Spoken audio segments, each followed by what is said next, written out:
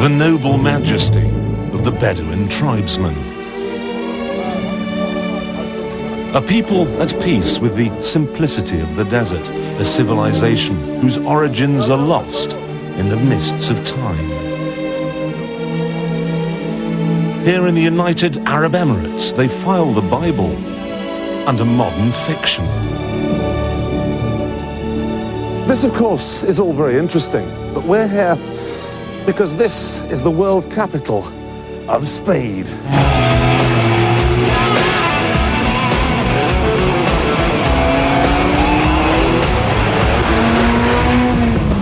There was a time when the Arab was a bit flash. Back in the nouveau riche days, he'd buy an Escort Cosworth like this and change the headlamps for chandeliers. He had absolutely no taste whatsoever, but he had a wad like a skyscraper, and he wanted the rest of the world to know it. However, those days are long gone. I changed the engine, and I changed the suspension, and the tires, the rings, and completed the exhaust system, and the steerings also. So how many horsepower does it produce now? Now it is 420 horsepower. Do you ever feel the temptation, because these lovely quiet roads, do you ever feel tempted to come out here and see how fast it'll go? No, I didn't try that. Are you lying? No, sure, I'm talking, because, I mean, the power that is in the car is very difficult in the top speed to be controlled. Difficult to control, eh? Well, that must make this little lot a right old handful. What we have here is an F40, an F50, a Porsche 959 and an XJ220, four of the rarest, fastest cars in the world, and they all belong to one man. So what's the big thing in the Arab mentality that makes you want to go so fast? I think it is in us for so many years. I mean, to do with the horses mainly, because a horse at that time, it's not just a transport thing that we use, but it's mainly of speed. You get there faster. And then races has been here for generations, and it's a big sport here. So do you get out there and give these cars some stick? Sometimes you have to. I mean, otherwise, why do I buy them for? People tell me that, okay, this is not the place for them. You have to go to south of France and maybe in America and you enjoy them. In a way, yes, but I don't think you can really enjoy the cars. If people are looking to show off and then to go after girls, maybe that's the place. But if you are looking after using them and really enjoying them, I think our place is suitable, more suitable for them. Is this a big car culture out here? I mean, when you drive these cars down the street, are the kids really enthusiastic, as they are in Italy, say? Sometimes because of my fame here as a rally driver, they know me by the face more than just the car. And I mean, I remember a few incidents that just leaving from the gate of my house, there were about 4 guys with Skylines, this Nissan Skylines, and they were about 18 years old, if not younger, and red cars also. And they wanted to race me, and they took me about for the next 20 miles. They were beside me, making circles around me, and they begged me to race. And I said, that's not the place. But at the end, I knew I had to do something. So then I blasted the car, and then they were happy, and then they left. Okay, let's just say, Mohammed, you woke up in the morning, the sun's shining, it's a weekend, you've got nothing on, and you've got to go for a blast, yeah? Which one of these cars are you going to take? If the weather is right, I think I'll take the F50. This is the ultimate then, is it? Yes, to me, is these cars they give me.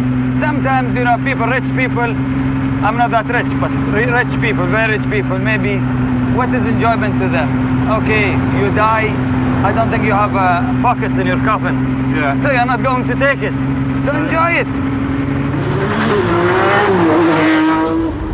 I think the power also is derived to the wheels in a nice, very nicely. So you don't get this of sudden impact in you, or it catch you when you are not really ready for it. Let's give it a blast. Oh my.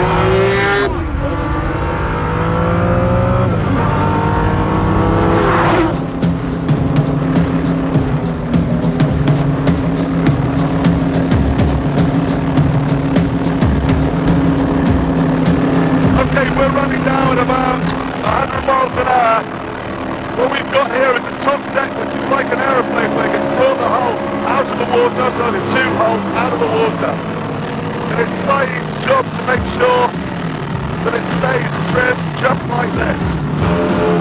It's my job to keep the 1800 horsepower projectile in a straight line. Not easy, as by now we're doing 130 miles an hour.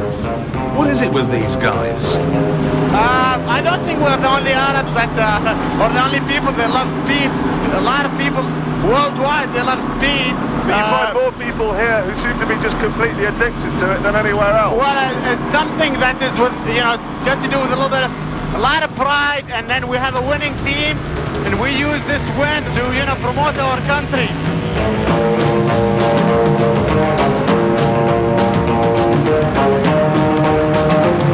Tell you something for nothing, this grid is for real. You can forget cars now, forget them, they're all dull, they're all tedious. This is it.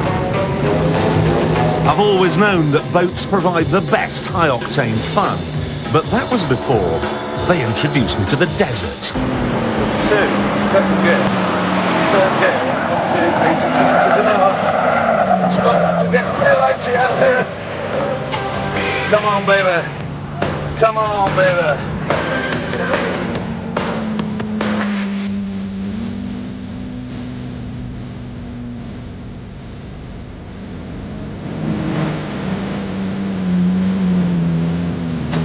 If at first you don't succeed, solve it.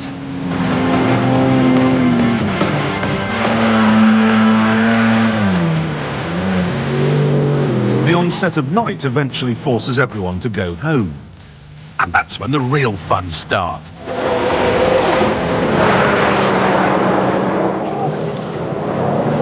One volunteer acts as a decoy to lure the police away, and then everyone else on the equivalent of the M6 goes bonkers.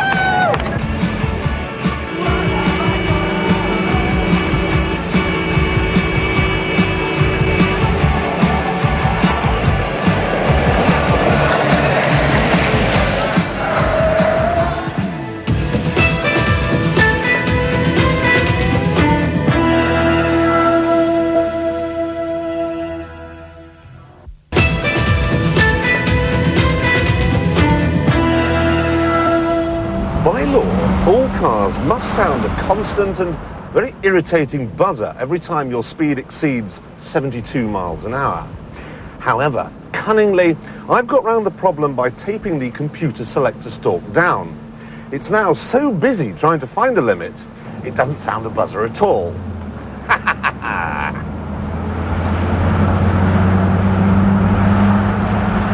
The authorities have fought back with a wide selection of speed bumps. But thanks to the Range Rover's superb air suspension, I can simply glide over them as though they're not there. Oh my. This isn't so much a speed bump as a mountain range. And you really do need low range and four-wheel drive to get over the damn thing.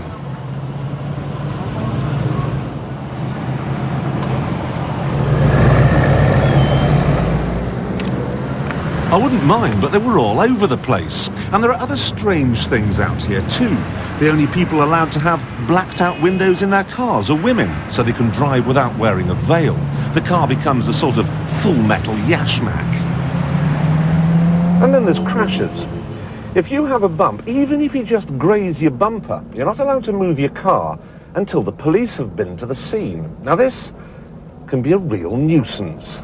If you want to make an insurance claim, you need a police report, which means that even if you're causing a 10-mile jam and you've only got a broken headlamp, you can't move your car. This leads to some ridiculous stories. A couple of friends had a boat on the back of a pickup truck, and they were sliding the boat into the water quite recently. And the pickup truck sort of got away and went into the water with the boat. And of course, the first thing they did was get the pickup truck out. But in order to get the police report, the police would have wanted to see exactly what had happened, so they had to put the pickup back in again.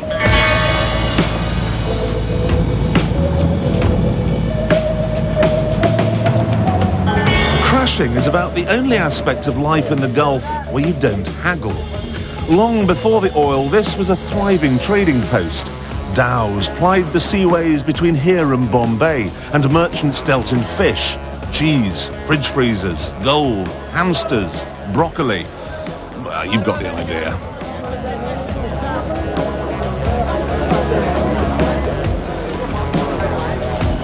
But it wasn't until they found they were sitting on an ocean of oil that the serious money started to roll in. I'm talking about the sort of money you need to build up a collection of metal like this. All these cars, and dozens more besides, belong to Abu Dhabi's Rainbow Sheikh.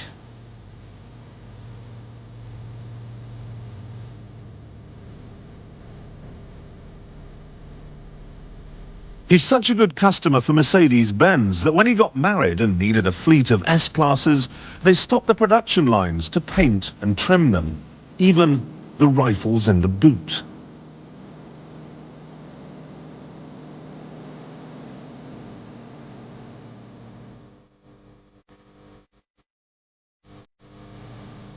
Pretty soon, though, he was bored by mainstream cars, and in 1986, he started to make his own. This was an early attempt, part Volkswagen Beetle, part lunar buggy, part magic carpet. It has no name, so I shall call it the Bird Puller. His latest project is to build a people carrier jet boat so he can get his family to his island in palatial, air-conditioned, Citroën-type splendor.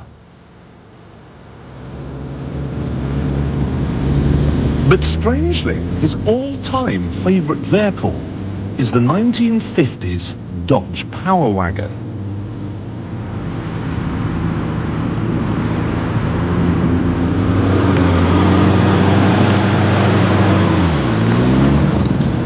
It holds a special place in his heart because it's synonymous, inseparable even, from the oil boom.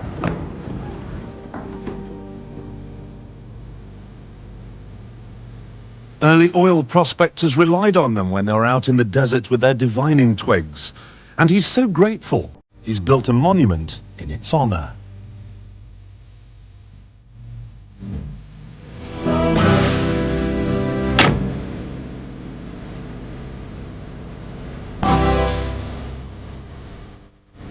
Large, isn't it?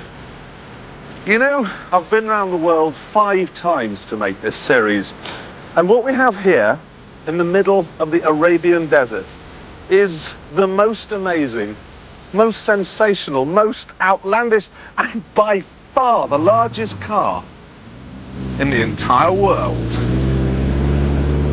The wheels are from an oil rig transporter, the wipers from an ocean liner, and the headlights cost £1,000 each. Every detail is exactly 64 times bigger than the American original, a point that becomes blindingly obvious when you step inside.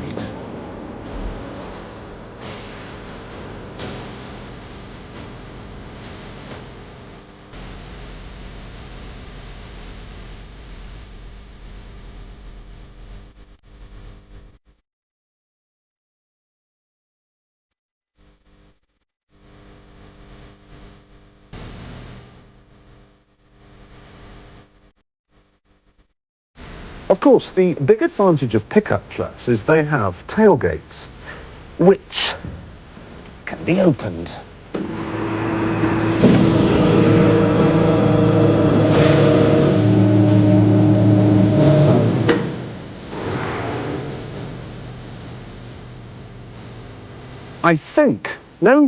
I know that this is the best view I have ever had from the back of a pickup truck.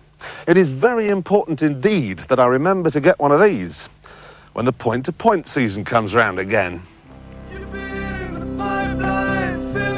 In between races, I could pop up to the master bedroom, which is where the cab should be. You know, this is impressive stuff, but it does have one more trick up its sleeve. Underneath, there's an engine, a steering wheel, and crucially, a driver's seat.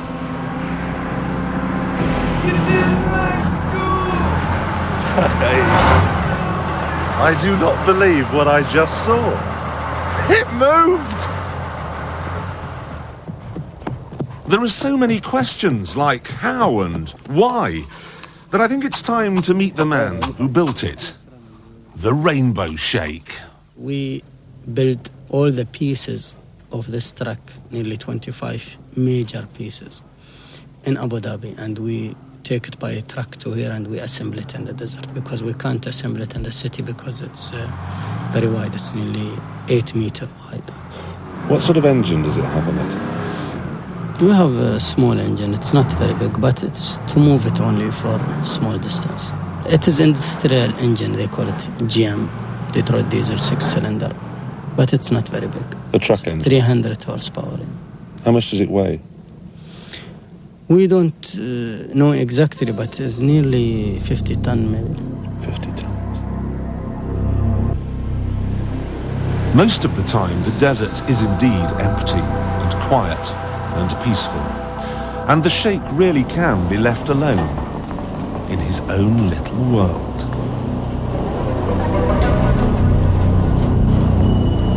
But once a year, the huge expat community in the UAE comes out here for an orgy of incompetence. They call it the Fun Run, and this is the overnight rest halt. There is wine, there is song, and there are women too, but for some extraordinary reason, you rarely see one driving. There is more people. We are going together, losing together, finding the way. It's very nice. And regarding the woman driving, I didn't saw anyone up till now, but tomorrow I let her to try. If we're still alive, I'll take her place. You've never been on one of these before? No, this is the first time. So at weekends, do you go out in the desert? Yes, but I never drive. I am sort of a passenger, and I enjoy the scenery. It can be dangerous, to go out in the desert on your own, just because you can get into trouble, and it's much safer if you've got a lot of people around you. Only 3 things matter: momentum, momentum, and momentum. You just have to take the discomfort in your stride and keep that power on. Never, ever back off. The British way, the way I've always been taught to climb sticky terrain, is this. Stop, analyse, low range, first gear, gentle revs, and then see if it'll pull you up. It doesn't work. Now let me show you the Arabic way, which is just...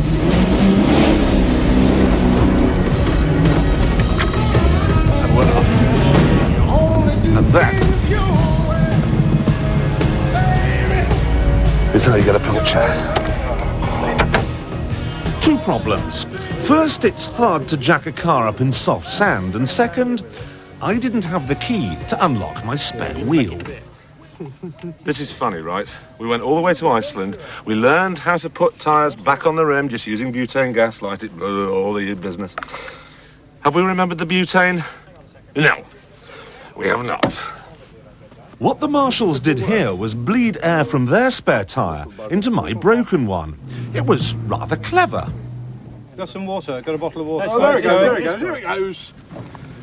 No, we gotta go get see that Wrangler now. Over there? Yeah. No, you know how to do it, Jerry. You guys can go and help him. Oh, got my leg. It's gone. I'll have to just go sit down. I can't. A puncture, though, is the least of your worries. When you crest a brow, how do you know what's on the other side? We're supposed to come from that side. One car was standing here. So he's supposed to drive that side, but he missed the balance and banged the car.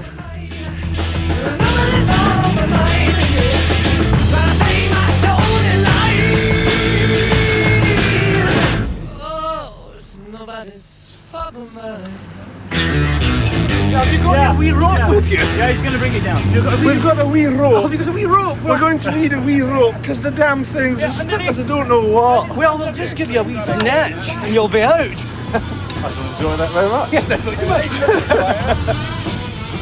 You're not really supposed to be walking in the sand, Jeremy. You're supposed to be driving in the sand. Your job is to pull me out and shut up.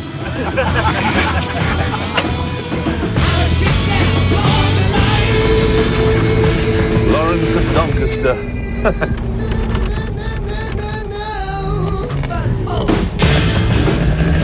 I don't get stuck. Much. Eventually, the desert is given back to the birds, which the Arabs like to hunt. In the old days, they'd come out here on camels, but today they prefer the ubiquitous Nissan Patrol. They toughen up the suspension, and because there aren't that many children to run over in the desert, they fit bull bars.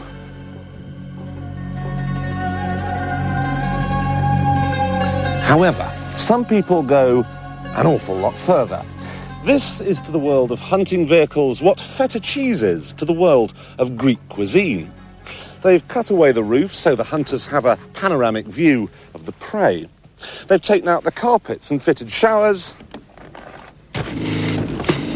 so they can wash away the blood and entrails. There's a gun rack should anything meaty come bouncing by. But best and most important of all, it has a V8. The rules work like this. The handler removes the bird's hood. He sees the prey, he gives chase, and I have to keep up.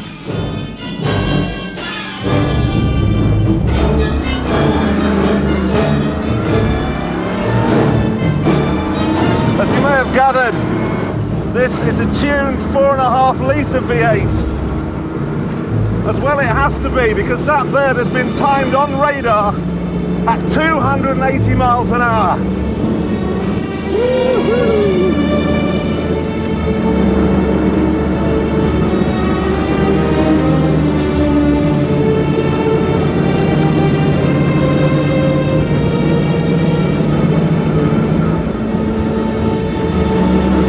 I really don't want to lose him either, because he's worth more than 3,000 quid. Timing's critical. I've got to get to the spot where he catches his prey at exactly the right moment. If I'm late, he'll be on the coffee and mints.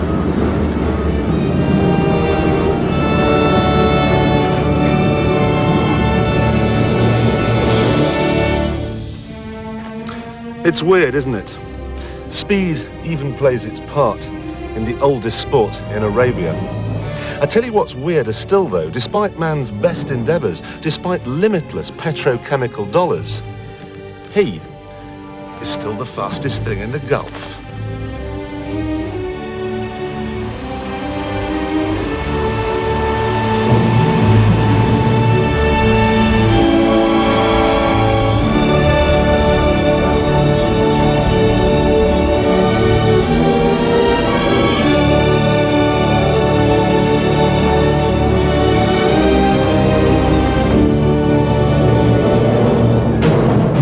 Motorworld. How very appropriate.